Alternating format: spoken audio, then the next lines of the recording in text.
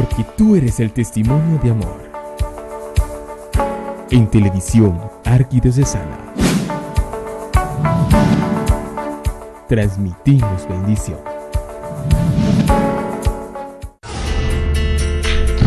A continuación, Familias Contracorriente.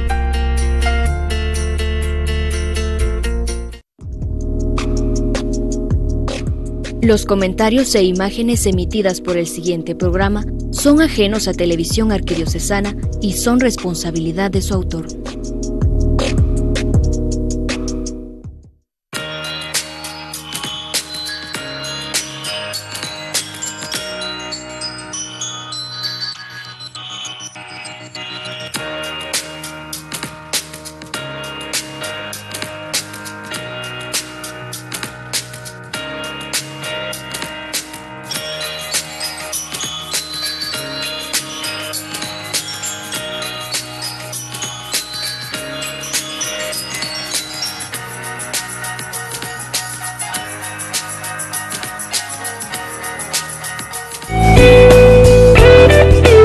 Amigos, muy buenas noches.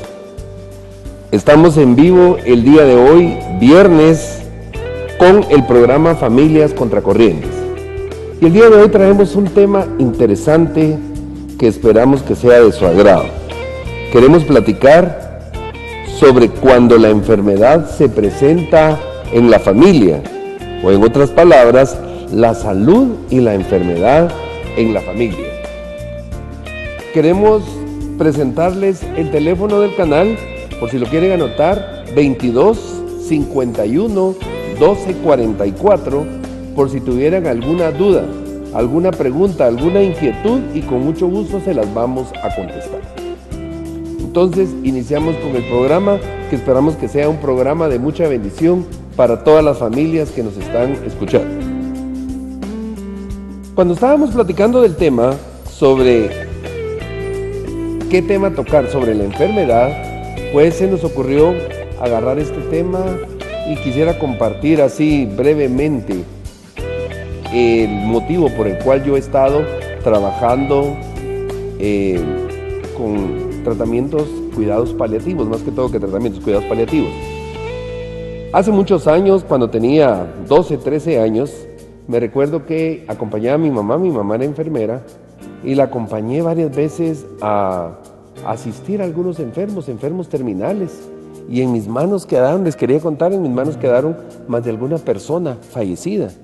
Y vino una enfermera y me dice, la palabra coloquial, patojo, lo que le voy a decir no le va a gustar, pero en sus manos van a morir muchas personas.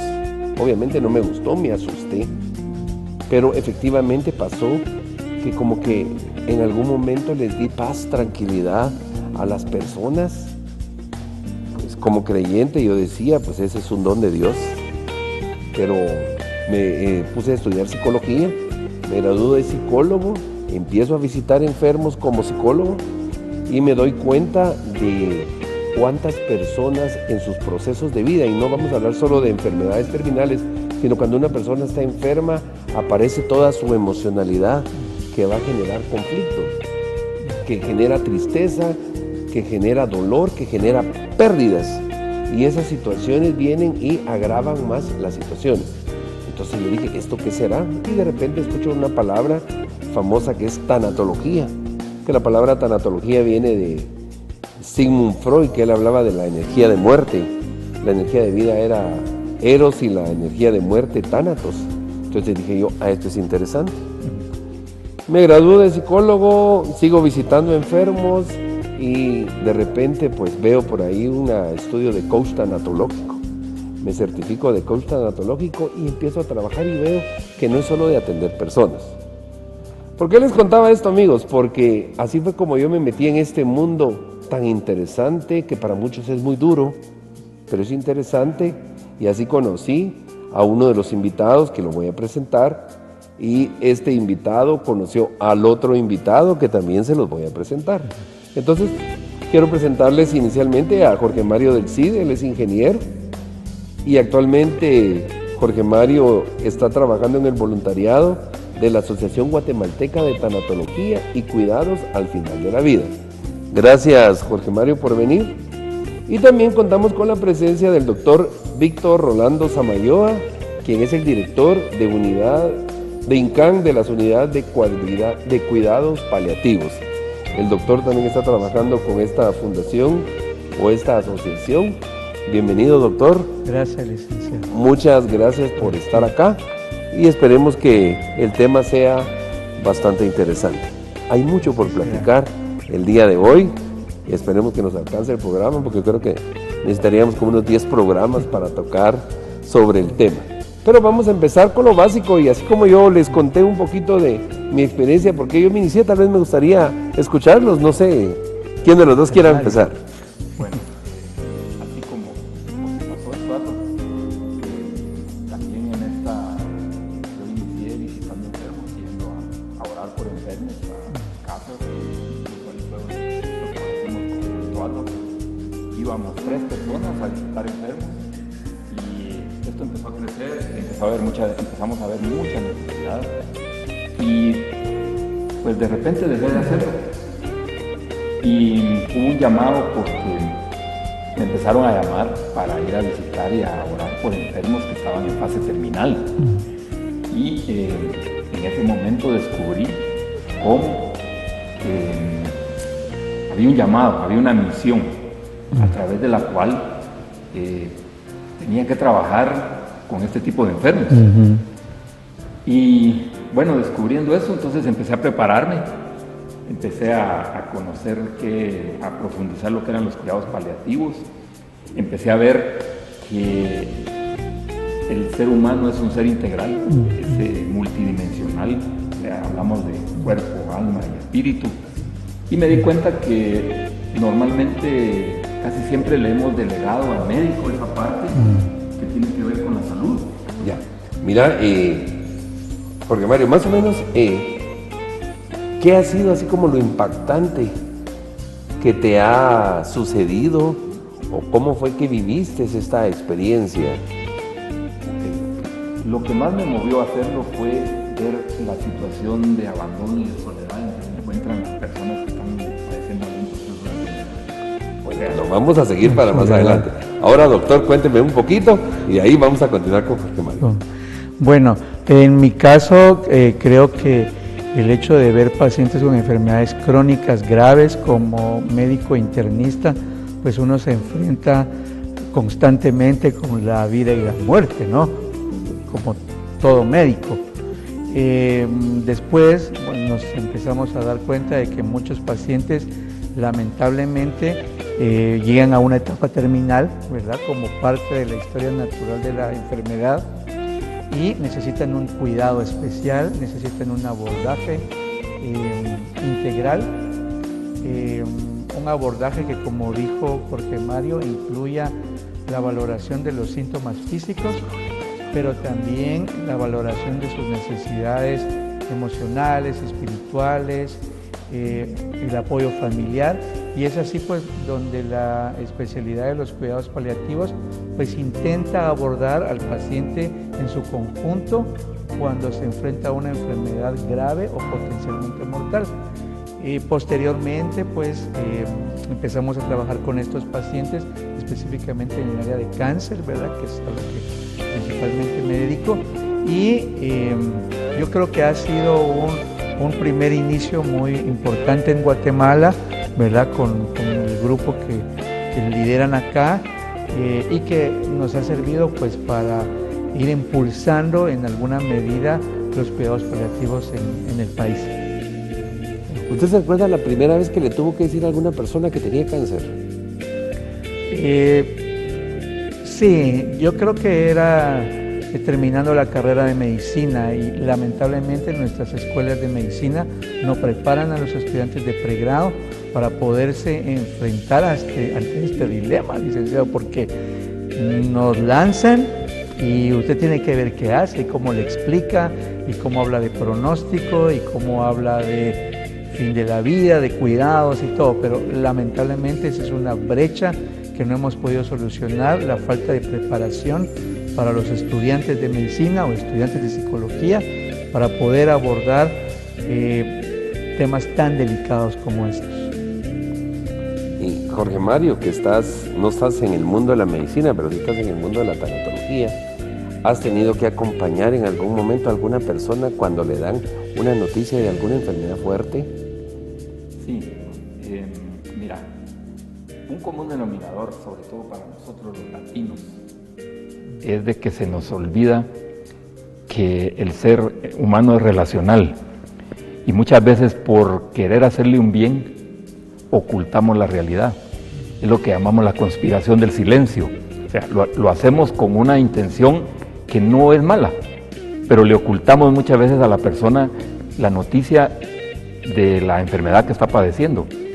Pero se nos olvida, y como lo mencionaste al principio, que el ser humano cuando atraviesa un proceso de enfermedad es una persona muy vulnerable y muy sensible, y la persona se da cuenta de que algo no está bien. Es más, lo vive en su cuerpo, se da cuenta que no. Entonces, la persona, ahí es donde inicia esa relación con la persona que uno visita, porque si uno oculta una verdad o si uno le miente, la persona se da cuenta y entonces no logras tener la confianza. Y de hecho, sí me ha tocado ver personas de todo tipo, de diferentes edades, acompañarlas y responder preguntas que a veces la misma familia no les quiere transmitir, pero muchas veces se nos olvida que la comunicación, siempre le prestamos atención a lo que decimos, pero se nos olvida que lo que nosotros decimos es solamente el 7% del mensaje. El resto del mensaje, el 93% restante, tiene que ver con nuestros gestos, nuestras posturas, con nuestra mirada, con todo lo que nosotros le transmitimos a la persona. Entonces, aunque nosotros no le querramos decir a la persona por nuestra voz lo que él está sufriendo o está padeciendo, él se da cuenta. Se da cuenta a través de nuestros gestos, a través de nuestra mirada. Entonces, eso es lo que hemos estado luchando en este campo, tratar de formar a las personas, tratar de orientarlas, educarlas en este campo, porque se nos olvida que son seres humanos, que son personas, que nos debemos de centrar en ellos. Muchas veces nos preocupamos por nosotros y se nos olvida que la persona es a la que nosotros estamos llegando a ver. Ya. Ahora, algo interesante y una pregunta que siempre me han hecho es, hay personas que no quieren saber su enfermedad. Y muchos médicos piensan que las personas tienen que saber su enfermedad. Doctor, ya se nos fue el tiempo, pero así brevemente, si me podía comentar, ¿qué tendríamos que hacer? ¿Les decimos o no les decimos? ¿Cómo manejar esa situación? Yo sé que es un tema difícil. Sí, bueno, en general la recomendación médica es decirlo, primero por los principios éticos, ¿verdad? No podríamos ocultarle la realidad a un paciente, y segundo también para que la familia y el paciente se prepare a lo que viene más adelante. Es muy importante que ellos sepan qué va a pasar, qué esperar, y usted más que nadie sabrá que es importante ir cerrando círculos en las familias y en los pacientes dependiendo de sus necesidades, y si no decimos a tiempo, dejamos todo eso vacío y sin trabajarlo. Sí, este es un tema muy interesante porque ahí es donde nos metemos a hablar un poquito de la ética de la profesión. Y a veces hay personas que prefieren manejar la mentira piadosa, pero en algún momento duele, porque yo creo, apoyando mucho lo que usted dice, es que la persona tiene que cerrar ciclos y tiene que empezar a prepararse para ese paso de trascendencia. Pero, quiera que no, hay pérdidas. Una persona se entera, solo con que usted le mande y le diga, mire, va a hacerse todos estos exámenes, ya la persona ya entra en tensión porque ¿qué me está pasando? Pero de eso vamos a platicar en el siguiente módulo porque se nos fue el tiempo. Por favor, sigan con nosotros, vamos a un breve receso y vamos a regresar hablando sobre qué es el ser saludable, qué es el ser enfermo, el impacto que tiene la enfermedad en la persona y en su familia, y lo más importante, el acompañamiento al enfermo. ¿Les parece que toquemos ese tema? Excelente. Entonces regresamos en un momentito en el siguiente módulo.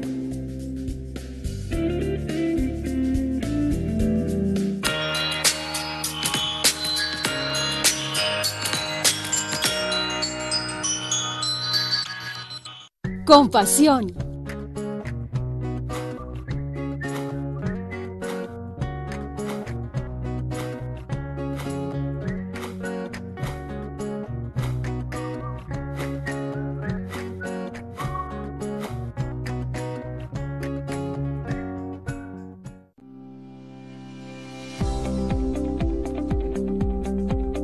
Televisión Arquidiocesana llega cada vez más a los hogares guatemaltecos, transmitiendo valores, formación, vida y espiritualidad en un mundo que cada día lo necesita.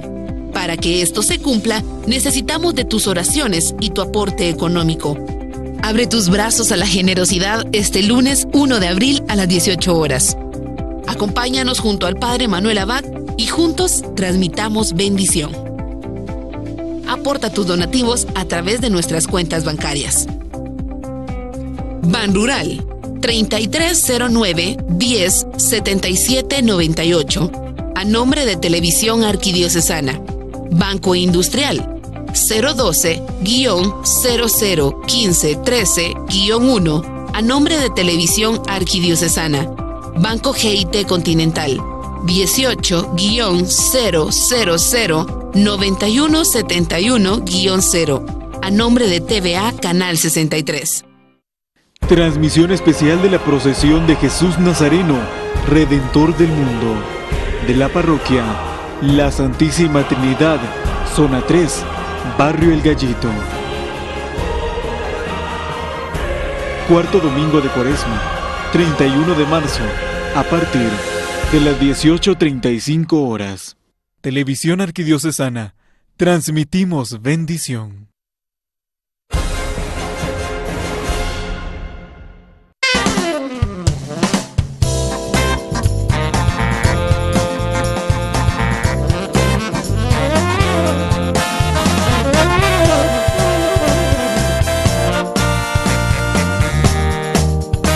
Urge personas, comunidades, familias y empresas que estén dispuestas a promover el bien común, abrir las puertas al diálogo y al cambio. Te presentamos a Puertas Abiertas.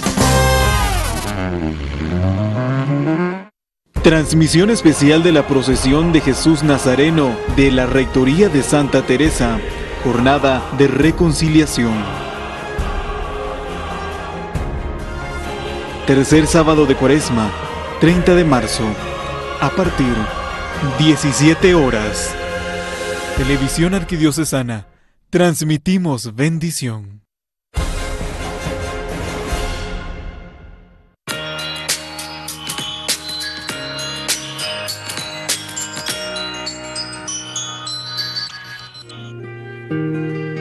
Gracias amigos por continuar con nosotros.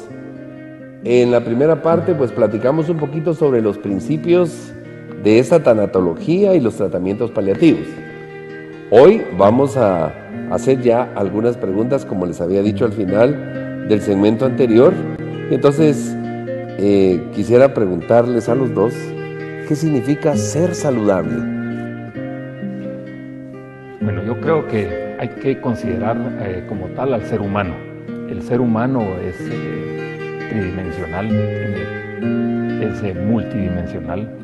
Su aspecto físico, su aspecto emocional, espiritual, psicológico, y muchas veces nosotros nos enfocamos únicamente en la parte de la salud, en la parte física, y por eso es que le hemos delegado mucho esa parte, y sobre todo las familias, al médico, y nos hemos hecho así como a un lado, y nos hemos perdido el enfoque de que el ser humano no solamente puede estar saludable, sino que también puede sentirse saludable, y además de eso puede ser saludable, porque son las dimensiones del ser humano. Cuando hablamos de que está saludable, estamos hablando de la parte física, de la parte orgánica como tal, pero tenemos de estar también, que eso lo manejas muy bien, que es la parte de el sentirse bien de dónde viene. O sea, ya se involucra la parte emocional, la parte psicológica, pero también viene la parte espiritual, que es como el ser, porque entonces lo que hacemos es integrar todo, y definitivamente no nos enfocamos solo en el cuerpo, sino que nos estamos enfocando en la persona. Entonces el término salud es muy amplio, así como los cuidados paliativos son multidisciplinarios, porque el ser humano tiene muchas dimensiones. Entonces en los cuidados paliativos está el médico paliativista, está el psicólogo, incluso en algunos casos trabajadora social, está la parte también del voluntariado, la parte espiritual, todo porque el ser humano es integral, tiene muchas facetas. Entonces nosotros, eso es importante que las familias lo entiendan, porque muchas veces nosotros solo nos enfocamos en la parte médica y ahí es donde cobra importancia, pero de veras, ¿qué es lo que nosotros hacemos? Ese acompañamiento a la persona, porque aún estando acompañada puede sentirse sola. No es lo mismo estar solo que sentirse solo. Entonces, todo esto, Estuardo, nos va llevando a la integralidad del ser humano. O sea, la salud es integral. Incluso el ser humano es un ser social. Cuando la enfermedad irrumpe a un ser humano, es una intrusa. Es algo que no está, que no es parte del ser humano, llega y le cambia todo. Le cambia su entorno familiar, le cambia su entorno social, su entorno laboral, su entorno emocional, todo cambia. Y ahí es donde aparece el malestar. Ahí es donde aparece el malestar, pero ese malestar también se le puede llegar a trasladar a la familia, no solamente a la persona. Entonces, cuando una persona enferma dentro de una familia, cambia todo. No solamente cambia la persona en sí, sino que también el entorno. Y ahí es donde entra el papel importante de la familia, ¿verdad? En ese acompañamiento que muchas veces nosotros lo perdemos de vista y que a veces lo hacemos por compromiso y el enfermo se da cuenta. Como ya lo mencionamos, la persona que atraviesa un proceso de enfermedad es muy sensible, muy vulnerable y entonces detecta todo esto, detecta las mentiras, detecta todo lo que nosotros queramos ocultarle cuando no le decimos la verdad. Entonces, si lo vemos, incluso la salud también tiene un segmento que pudiera ser hasta el ambiental. Tiene que ver mucho con la parte, la Iglesia lo menciona, el Papa Francisco lo menciona, o sea, el ser humano es integral y entonces depende mucho de su situación, cómo se sienta, cómo está, no solamente desde el punto de vista físico, sino que también emocional, espiritual, social, ambiental. Entonces, si lo vemos el término y el concepto salud, doctor, yo creo que usted lo va a reforzar ahí, ya no es solamente el enfoque físico, que era el término salud, se ha vuelto muy amplio, y eso nos da la pauta del por qué surgen todas estas iniciativas, por qué se incluye la tanatología también, porque está incluida la parte del duelo, un duelo anticipatorio que puede haber en la familia y en la persona. O sea, esto es un término bastante complejo, bastante complejo, pero lo tenemos que conocer para saber cómo enfocarnos y por dónde irnos. Es más, una parte que nosotros manejamos mucho es el conocer las necesidades del enfermo. Y las necesidades no solamente físicas, las necesidades espirituales de la persona, que muchas veces son esa parte de cerrar círculos, esa parte de falta de perdón, esa parte que tiene que ver muchas veces con situaciones de trabajos que tienen 20 años de estar ahí en el corazón de la persona y que no ha logrado cerrar ese círculo. Y todo eso aflora cuando la persona atraviesa un proceso de enfermedad. Todo eso empieza a salir. Entonces, ahí es donde nosotros tenemos que saber qué hacer para poder orientar y acompañar a estas personas, ¿verdad?, en este proceso. Nosotros los psicólogos, pues, decimos que las enfermedades físicas empiezan como enfermedades emocionales. De hecho, hay un libro de decodificación de enfermedades donde todo empieza con las emociones.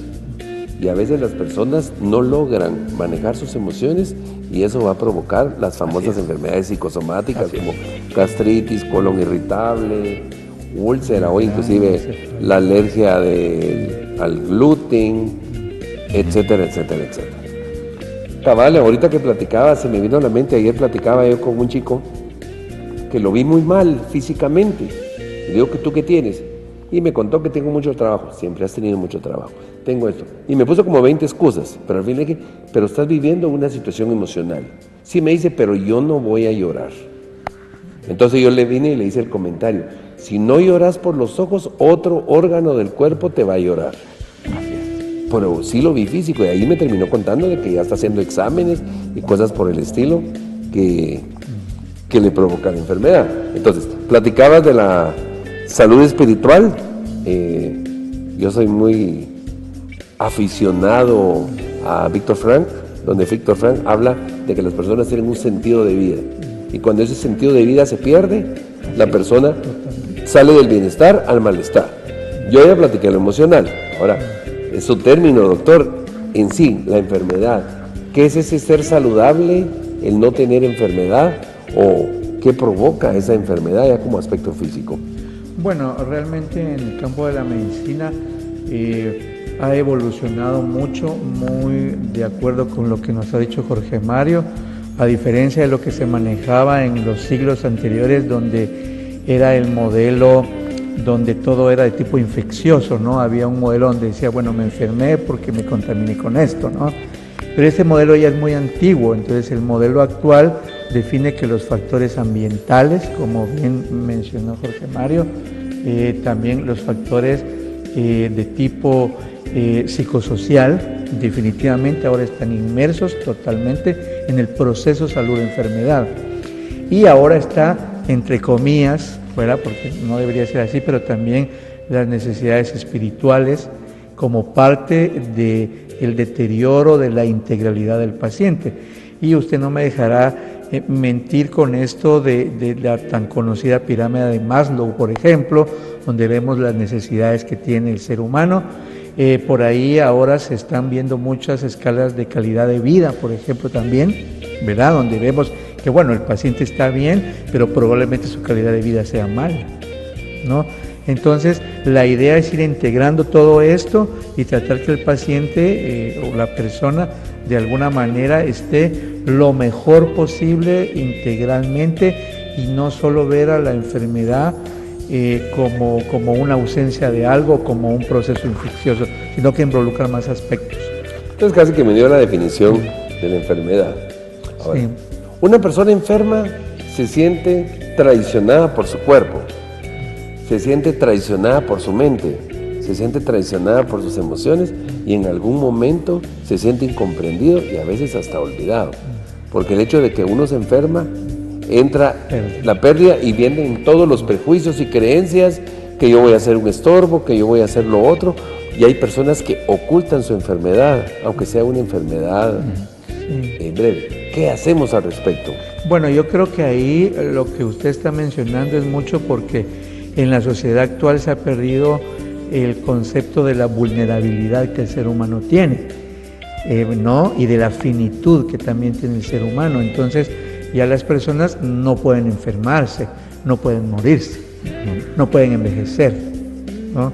Entonces se ha medicalizado ese proceso y se ha vuelto muy mecánico también y se han ido perdiendo eso que estoy hablando anteriormente, que ha hecho entonces que la gente sea una catástrofe muy grave si alguien falleciera o si alguien se enfermara, ¿no? ¿Verdad, licenciado? Porque se perdió los procesos que inicialmente los tenía muy remarcados el ser humano y que en alguna medida chocan ahora con la tendencia actual de la medicina, que como ustedes saben, no me dejarán mentir, estamos intentando de alguna medida que el paciente viva más, que en algún momento ustedes saben que hasta se habló de gente que hasta estaba pensando en la eterna juventud o la inmortalidad del ser humano, cosa que definitivamente pues va en contra de la naturaleza del ser humano per se, ¿verdad? Entonces yo creo, licenciado, que en sí la sociedad actual ha modelado, ¿verdad?, unas formas de pensamiento muy diferentes al proceso natural del ser humano, al proceso normal, y en alguna medida eso ha sido muy angustiante para el paciente y sus familias también, claro. Otra pregunta, ¿una persona enferma puede provocar una familia enferma? ¿Puede una persona convertir a la familia en enferma e inclusive a su misma sociedad? Sí, porque recordemos que cuando una persona en el núcleo de una familia se enferma, gira, como cambia todo, empieza a girar todo alrededor de él. Todo gira alrededor de la persona. Entonces, dependiendo de, muchas veces si la familia no está preparada para poder enfrentar una enfermedad, la familia también puede ser manipulada hasta cierto punto por el mismo enfermo y sentirse incluso la familia afectada directamente con situaciones que normalmente no debieran de ser, porque, por ejemplo, un enfermo puede demandar demasiado de la familia y puede ser que nosotros culpamos, incluso volviendo hasta inútiles a enfermos que no lo son. Te interrumpo un poco. ¿Podría ser una forma de llamar la atención? En algún caso sí, yo pienso que sí.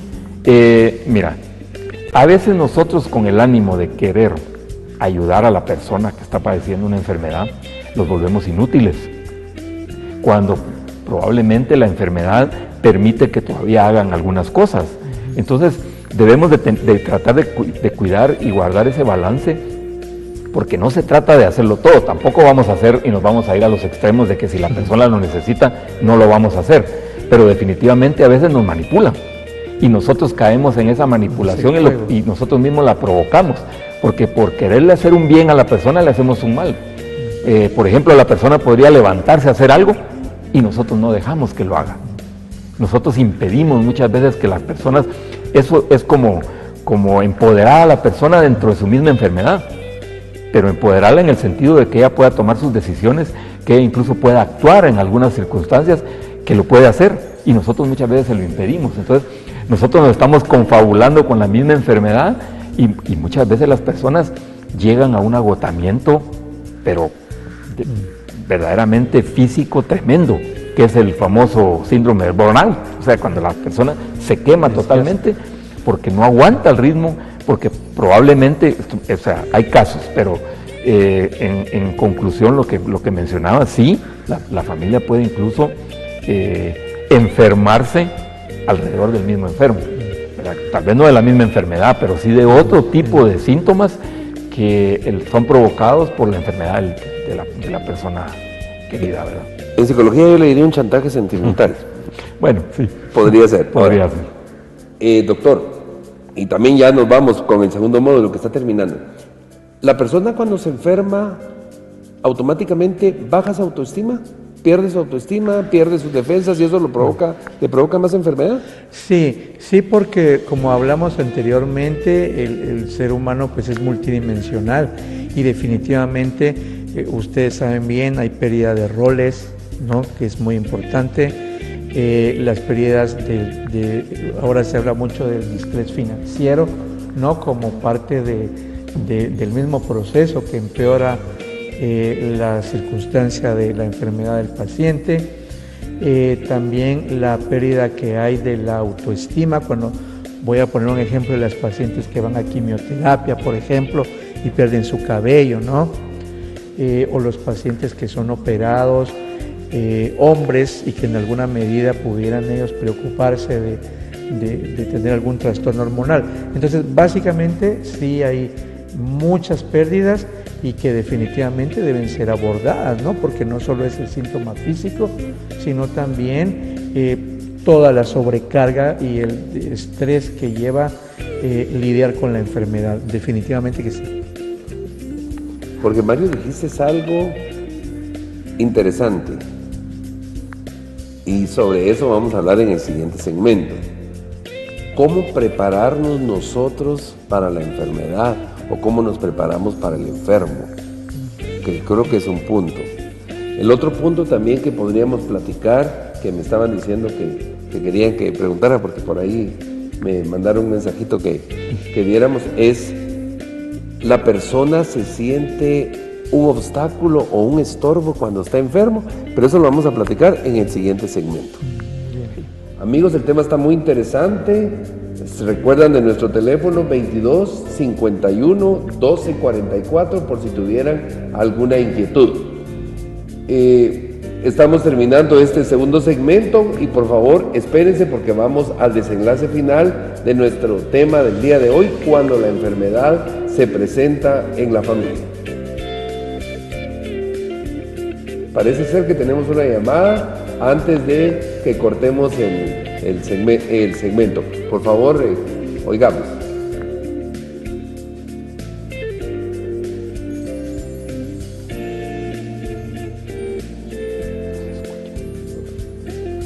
Bueno, se ha cortado la llamada. Vamos a esperar tal vez que venga la siguiente llamada y tenemos en el siguiente segmento. Entonces, por favor, seguimos cuando la enfermedad se presenta en la familia en nuestro último segmento.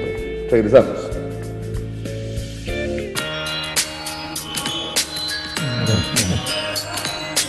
¿Se cortó?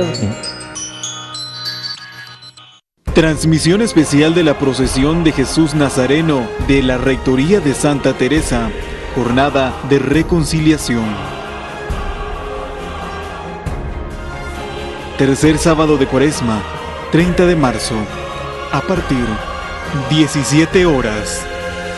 Televisión Arquidiocesana, transmitimos bendición.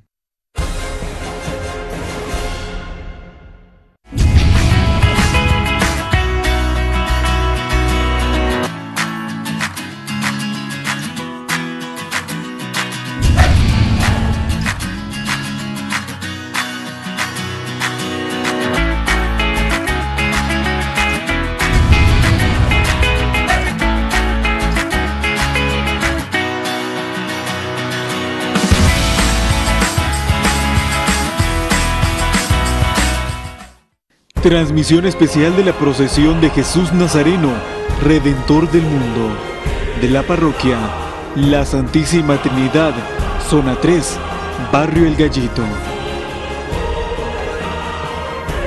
Cuarto domingo de Cuaresma, 31 de marzo, a partir de las 18:35 horas. Televisión Arquidiocesana, transmitimos bendición.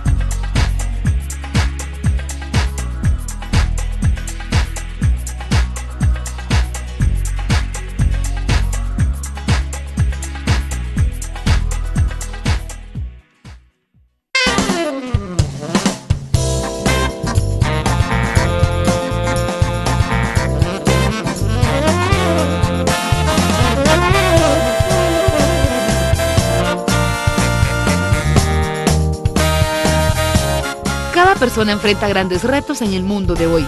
¿Cómo hace para enfrentarlos? Te presentamos un espacio en donde juntos platicaremos a puertas abiertas.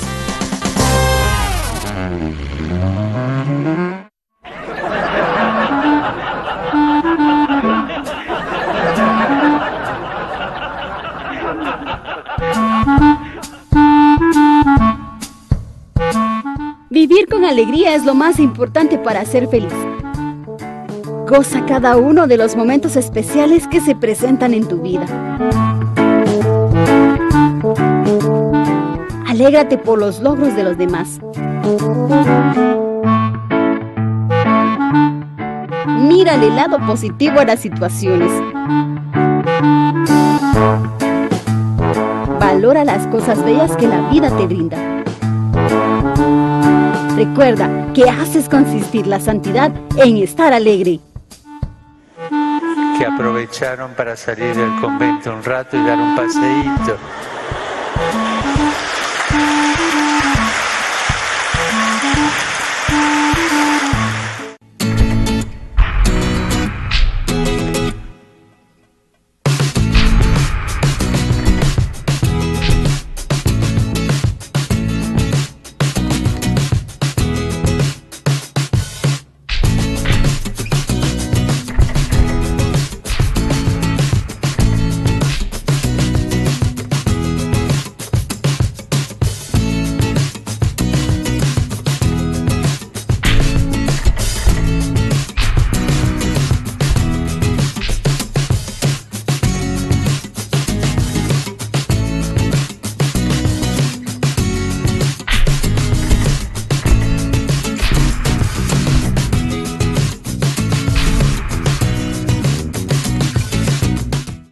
Compasión.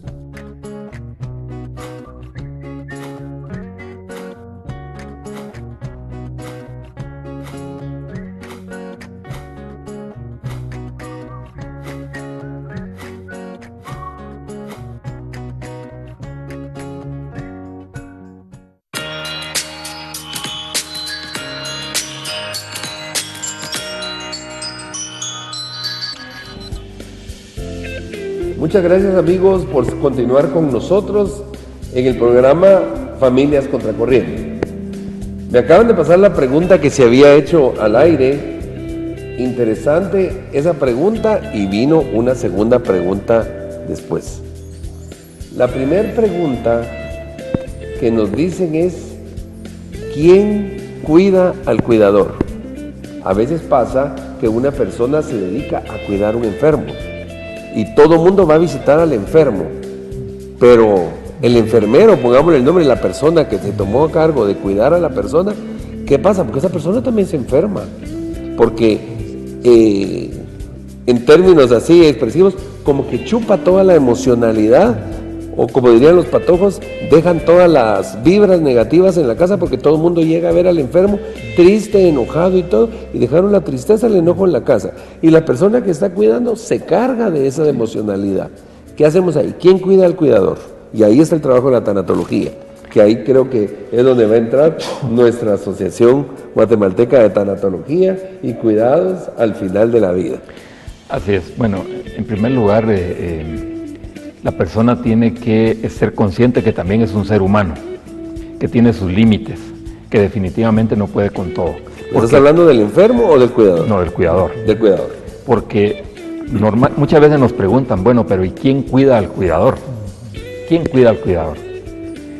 Primero, la persona tiene que cuidarse por sí misma. Definitivamente hay momentos en los cuales uno debe de saber y conocer sus limitaciones, hasta dónde uno puede llegar. Porque si no, puede pasar lo que mencionábamos en un segmento anterior, el síndrome de la persona se quema, en buen chapín se funde, es el burnout, la persona definitivamente no puede más, pero la persona también tiene que cuidar su alimentación, tiene que cuidar sus tiempos sus horas de sueño. Sabemos que muchas veces nos apropiamos, dicen, hay un libro que escribió José Carlos Bermejo que se llama La muerte apropiada. Nosotros nos apropiamos de la enfermedad de la otra persona y eso a nosotros nos afecta. Quiero comentar y hacer el ejemplo de nosotros visitamos a las personas y nos llegamos a identificar con algunas más que con otras. A nosotros nos duele definitivamente cuando una persona, si es un enfermo terminal, la persona fallece, pero yo no puedo venir y apropiarme de algo que me va a impedir a mí incluso seguir mi vida diaria.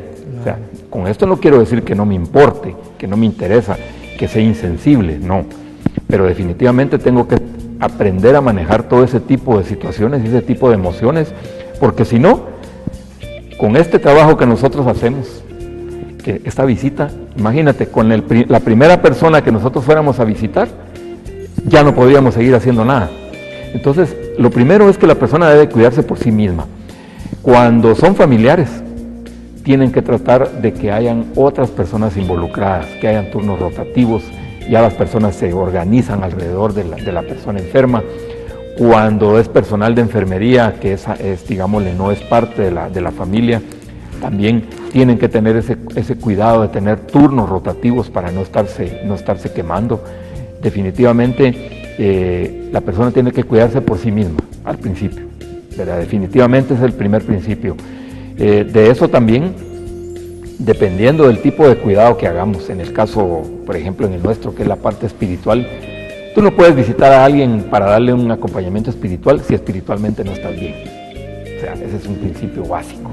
Yo no, por ejemplo, si yo tengo algún proceso infeccioso, una gripe o una bronquitis o algo, yo no puedo ir a visitar a un enfermo terminal, porque también podría llevarle algo, en lugar de ayudarlo, yo puedo ocasionar más problemas. Entonces, ¿a qué voy con esto? A que debemos de conocernos nosotros mismos y conocer nuestras propias limitaciones. Entonces, sabemos nosotros cuánto tiempo necesitamos dormir, cómo deben de ser nuestra alimentación, qué debemos de hacer, cómo debe ser nuestra forma de vida, nuestra oración, dependiendo del tema que nosotros manejemos.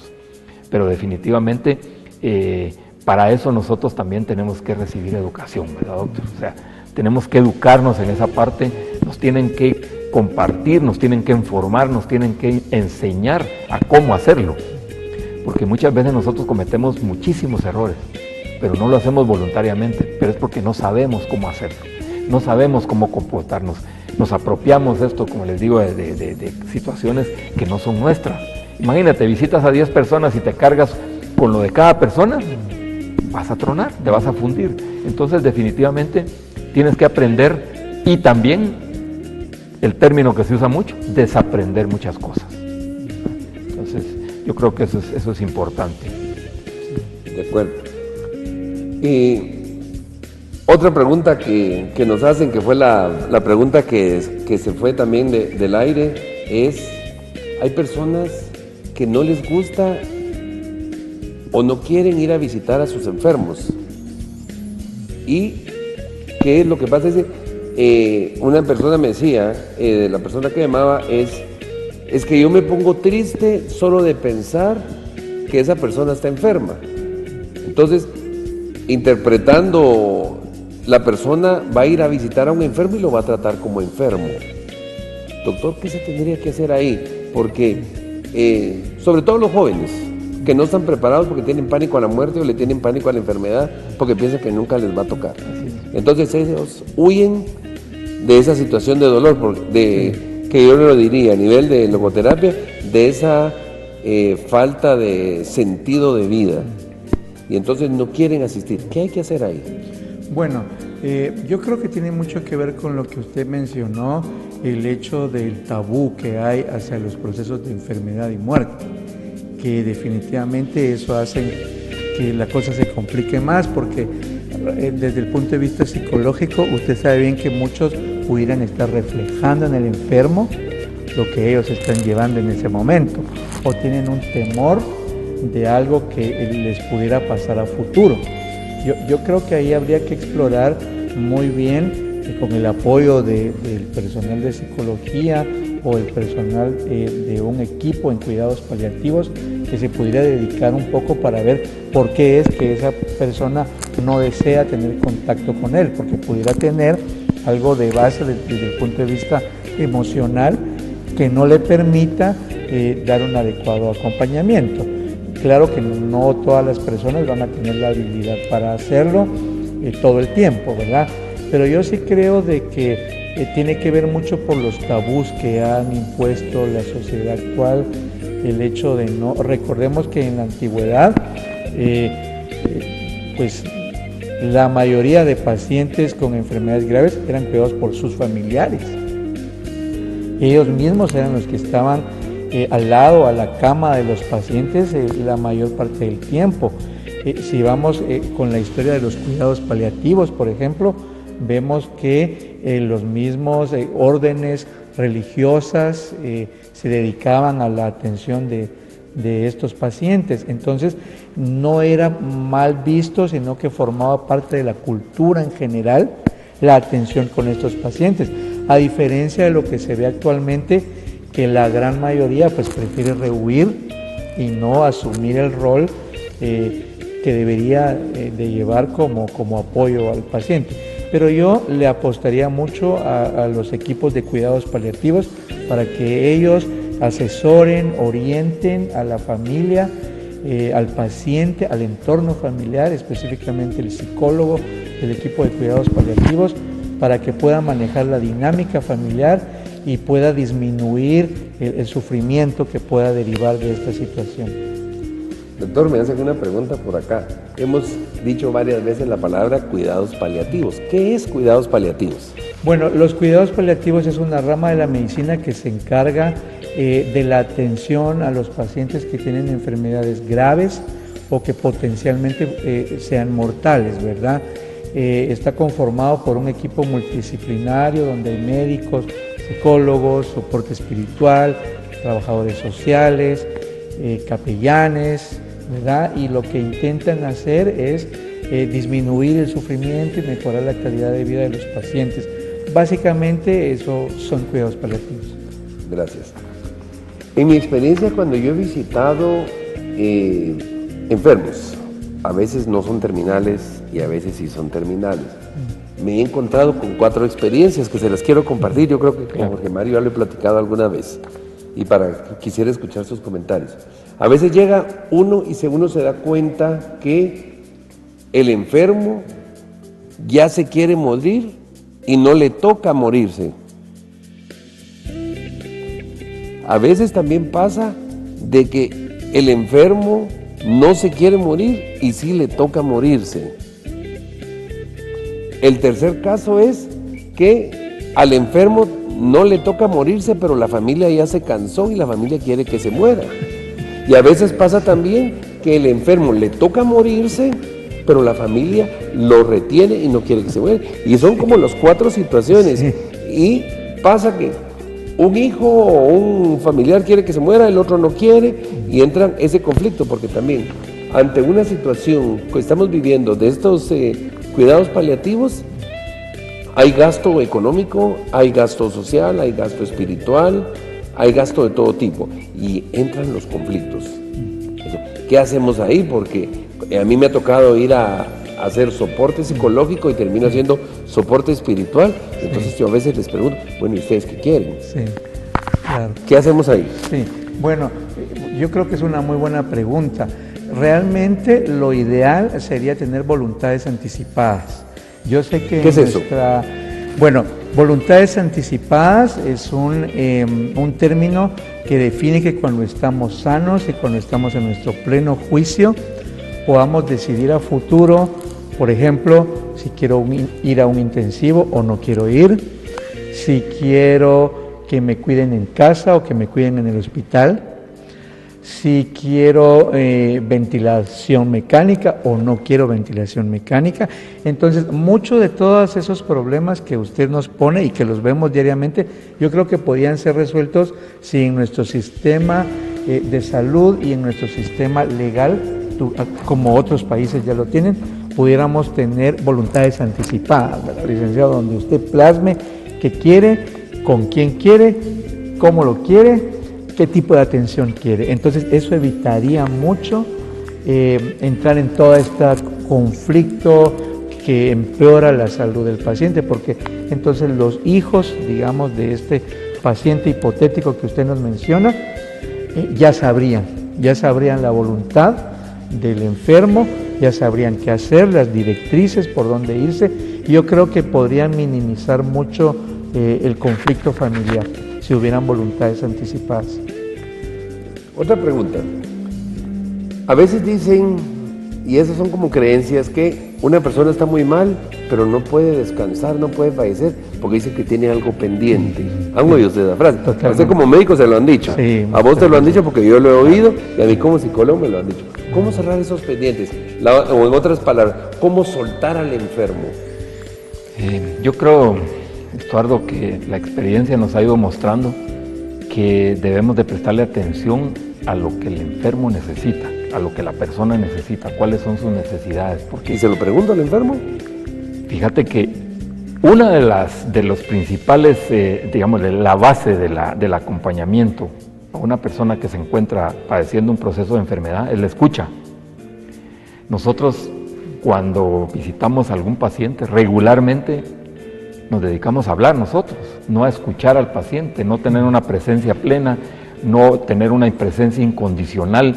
Llegamos y nos quedamos parados en lugar de tomar una silla y sentarnos y darle ese mensaje al paciente que nosotros estamos ahí para él, que lo queremos escuchar, que nuestra presencia es plena en ese momento, que vamos a estar con él. Y la persona, por experiencia, Estuardo, la persona habla, por muy cerrado que mires que a mí no me dice nada. Y resulta que cuando uno llega, les presta atención, los escucha, las personas empiezan a hablar, y lo primero que le dicen a uno es: qué bueno que me oyó, qué bueno que me escuchó, a mí nadie me escucha. Y entonces ahí la persona te empieza a mostrar cuáles son sus necesidades, y ahí puedes ir detectando por dónde irte, y van a aparecer situaciones familiares donde tienen que ver algún problema que tiene que resolver con algún hijo, con la esposa, con el papá, con los hermanos, cuestiones que vienen de mucho tiempo y que en ese momento salen. Pero si la persona no te las dice, estás trabajando en base a suposiciones. Entonces, muchas veces nosotros queremos imponer lo que nosotros creemos que la persona necesita, pero es al contrario, nosotros estamos ahí. Por eso el acompañamiento quiere decir estar ahí para él. Es decir, mira, estoy aquí 10, 15, 20, 30 minutos, 1 hora, 2 horas, estoy para ti, te voy a acompañar, te voy a escuchar. Y la persona definitivamente se abre y te empieza Mira, me ha tocado muchas experiencias, incluso hasta con personas confesadas ateas, que, doctor, tuvimos un caso donde es ver cómo esta persona al final falleció. Dice uno, falleció con una paz que 6 meses antes uno lo veía atormentado, angustiado, y eso que era una persona que era atea. Pero el hecho de estarlo acompañando, estarlo escuchando, estar ahí con él, hablar de lo que él quiere hablar, de lo que a él le gusta, todo eso te lo va dando el descubrir las necesidades que esta persona tiene. No son las nuestras, son las necesidades de él. Pero si él no te las dice, ¿cómo las vas a interpretar? Entonces, esa es parte de la escucha y el silencio ante todo. El silencio es importantísimo, porque más vale guardar silencio que decir muchas palabras que al final de cuentas son vacías y que no le dejan nada al enfermo. Entonces, muchas veces el hecho de estar ahí, con esa labor de escucha, con ese silencio, pero es un silencio donde tú le estás prestando atención, no es un silencio donde definitivamente no quieres hablar porque no quieres, no, es un silencio donde le prestas atención y la persona se da cuenta que estás ahí, aunque esté dormida, esté como esté. Entonces, ese tipo de acciones son las que te van dando la confianza para que la persona incluso acepte, máxime si fue una primera visita, para que la persona acepte que puedas volver a llegar. Y es más, las visitas no son impuestas. Las personas por sí mismas aceptan al que quieren que llegue a visitarlo si la impresión y si el clic que hizo desde el inicio fue bueno. La persona incluso hasta pedirá que lo lleguen a ver. Es interesante, esa es mi interpretación.